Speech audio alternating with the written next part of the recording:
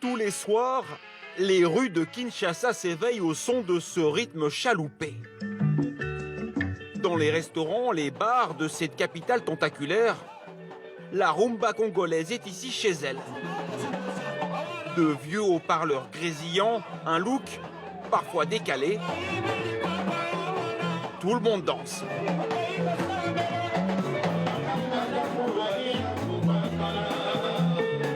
On peut faire la rumba, on danse. Les samedis, le week-end, ils vont danser bien. C'est une richesse pour les Congolais. Ouais. Ça nous motive avec tout ce qu'on voit. Quand il y a la rumba congolaise, on oublie un peu des soucis. Ce genre musical est né ici et accompagne l'histoire du pays. En 1960, quand le roi de Belgique vient signer les traités d'indépendance, il est accueilli par une rumba appelée Indépendance Tcha-Tcha, devenue l'hymne des mouvements anticolonialistes. Quelques années plus tard, c'est à Kinshasa que la rumba connaît son âge d'or. Jeannot Bombenga est alors au sommet de sa gloire. Il chante en lingala. Les paroles parlent avant tout d'amour. Mais les messages se veulent parfois critiques aussi, ou politiques. La rumba, pour moi, c'est un bonheur. Parce que la rumba, c'est une musique qui fait danser tout le monde, toute l'Afrique, même, voire même l'Europe, même le monde entier. La rumba a voyagé. À l'origine, c'est une danse rituelle d'Afrique centrale.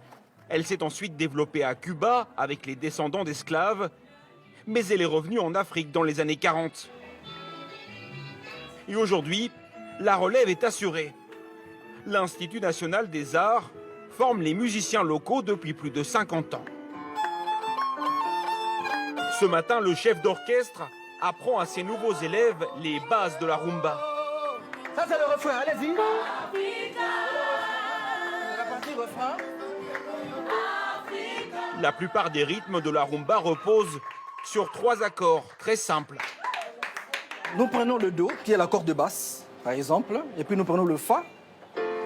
Nous rentrons sur le Do, et puis nous allons sur le 5e degré, qui est le Sol. La beauté, la simplicité de la musique rumba, c'est plus les 3 accords. Et quand vous sillonnez les orchestres, vous ne trouverez que ces 3 accords. Et la rumba, c'est aussi une danse. 2 partenaires collés serrés, un pas ondulant et un mouvement naturel du bassin. Vous regardez très bien la partie de la hanche, comment la hanche est tournée.